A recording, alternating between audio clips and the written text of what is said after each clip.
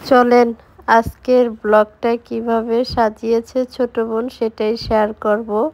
ফুল ব্লগটা জুড়েই কিন্তু ছোট বোন ছিল, কারণ আমি তো অসুস্থ আপনারা জানেন।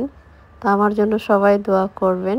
তো যে যেখান থেকে আমার ছোট্ট ব্লগটা দেখছেন, আপনাদের কাছে অনুরোধ আমাকে একটা লাইক দিয়ে ভিডিওটা দেখা শুরু করবেন আর একটু ফুল দেখবেন, এটাই আপনাদের সাথে রিকোয়েস্ট। তো চলেন আজকের ব্লগটা কি নিয়ে সাজিয়েছি সেটাই দেখাবো। ব্লগটা শুরু করেছি আজকে বেলকনির থেকে। দেখেন গাছগুলো কিন্তু অনেক বড় হয়েছে, এটা দিয়ে কিন্তু আমরা শরবত খাই। আপনারাও কিন্তু ইচ্ছা করলে পারেন বাসায় লাগিয়ে তরতাজা শরবত খাওয়ার জন্য। আর গোলাপ গাছে কিন্তু কলি এসেছে দেখেন, কারণ এটা 12 মাসই কোনো গোলাপ না, বছরে বছরে 6 মাস পর পর 2 মাস পর পর এরকমভাবে ফুল আসে। সবসময় যে ফুল থাকবে তা না। আর এখানে একটু রৌদ্রের ভাব ছিল, তার জন্য কাঁঠালের বিচি আর কাঁচামরিচের যে লাল মরিচটা সেটা শুকনা দিয়েছিল আম্মা। আর এই তো দেখেন আমাদের এখানে কিন্তু একটু গ্রামের একটা ভাব আছে, আপনারা কিন্তু অবশ্যই দেখতে পাচ্ছেন। দেখেন তো যাই হোক, আমি যেহেতু অসুস্থ আমাকে 2টা মালটা কেটে দিয়েছে। আমি বলেছি 2টা মালটা আমি খেতে পারবো না, আমাকে একটা মালটা দাও। তো আমি একটা মালটা খেয়েছি, আর একটু পোলার চাল দিয়ে জাউ রান্না করে দিয়েছিল সেটাই কিন্তু খেয়েছিলাম। ছোট বোন কিন্তু আজকে অনেক ব্যস্ত। আজকে আমার মা ক্যামেরা ধরছে, আমার বোন কাজ করছে। আমি হাঁটতে পারছি না, অনেক ব্যথা পাচ্ছি। অনেক আপুরা আমাকে অনেক সুন্দর সুন্দর কমেন্ট করেছে। আপু তোমাদেরকে অসংখ্য ধন্যবাদ, কারণ আমি সিজারের দিক দিয়ে নতুন, যেতে এই অপারেশনটা না করলে আমার কখনো বেবি হবে না। যেতে পেটের বাম সাইডে জরায়ুর সাইডে একটা টিউমার ছিল, একটা না 3টা, সে টিউমার 3টা আমার হাজব্যান্ড কেটে দিয়েছে। বলেছে যে না, টাকা আগে না, আগে হয়েছে আমার বউ, এই আর কি। তো যাই হোক, এই যে ঘরটা কিন্তু সব এলোমেলো, আমি কোনো কাজ করতে পারতেছি না, কোনো শ্যুট করতে পারতেছি না। তোমাদের কাছে রিকোয়েস্ট, তোমরা কিন্তু আমার সাথে থাইকো, আমার পাশে থাইকো।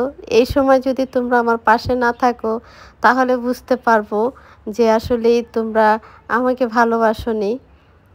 আর আমার বোন কোথা থেকে শুরু করবে বুঝতেই পারে না, কারণ ও না কখনোই মানে ব্লগের সাথে জড়িত না। ও আমাকে হেল্প করতো ক্যামেরা ধরে। তো যাই হোক, আমি ঘর থেকে বলে বলে দিচ্ছিলাম। আর আমার মা কিন্তু ক্যামেরা ধরছিল জানো, কারণ আমি রেগুলার এত কষ্টের পরেও ভিডিও দিচ্ছি তোমাদেরকে। কষ্ট যতই হোক তারপরও চেষ্টা করি তোমাদের সাথে সব কিছু শেয়ার করার জন্য।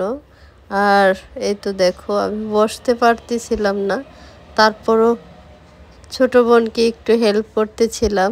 দেখো জীবনটা কিন্তু অনেক কষ্টের, আসলে যে এই কষ্টের ভিতরে থাকে সেই বুঝে। কি করব, কারণ আমি তো রেগুলার ব্লগ দিয়ে থাকি, একদিন না দিলে আমার কাছে অশান্তি লাগে।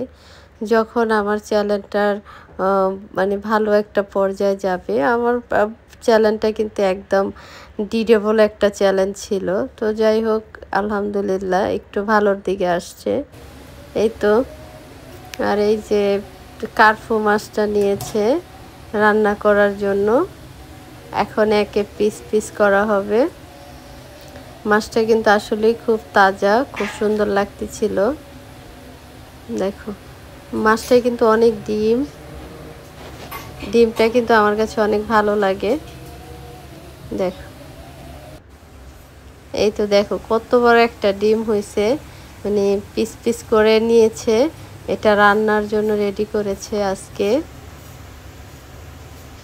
ভাল লাগছে না বলো? তোমরা যারা আমার ভিডিওগুলো দেখো কমেন্ট করবে অবশ্যই, আমিও কিন্তু তোমাদের ভিডিওগুলো দেখবো। আর এই তো দেখো ফ্রিজে যত ফল ছিল সব ঝুড়িতে নামায় নিছে, যেতে ফ্রিজটা একটু পরিষ্কার করতে বলেছিলাম ছোট বোনকে। এই যে দেখো, আর আমার কাছে কিন্তু এই ফুলটা অসম্ভব ভালো লাগে। দোয়া করো আমি ঘরটাকে আরো একটু সুন্দর করব, চেষ্টা করছি একটু সুস্থ হয়ে নেই। আর এই তো দেখো আমাকে কিন্তু তোমরা আজকে দেখোনি, সব জায়গায় কিন্তু ছোট বোন ও ফ্রিজ পরিষ্কার করতেছিল, আইস জমে গেছে। আইস জমে গেলে কিন্তু, বরফ জমে গেলে কিন্তু দেখো মাছ মাংস রাখাটা খুব কষ্ট হয়ে যায়, একদম জায়গা আটকায় ফেলায়। তো আমি বললাম যে তাহলে তুমি এক কাজ করো, এগুলা সব নিচে নামাও। আরও কিন্তু নিচে নামানো আছে, ফ্রিজে কিন্তু এমন কিছু নাই, তাই তোমাদেরকে কিছু দেখাতে পারলাম না। দেখো ও কিন্তু ট্রে ভরে ছোট ছোট মাছ যা আছে সব নিচে নামাইছে। এই যে এই যে নিচে নামিয়ে নিল।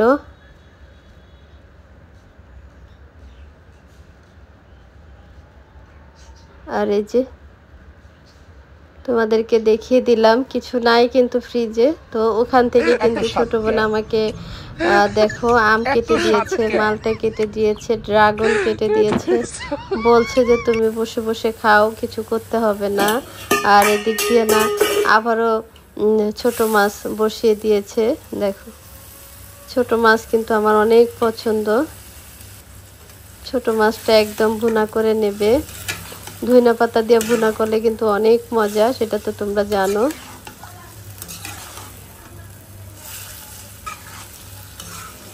একটু কষিয়ে নিচ্ছিলেন সুন্দর করে।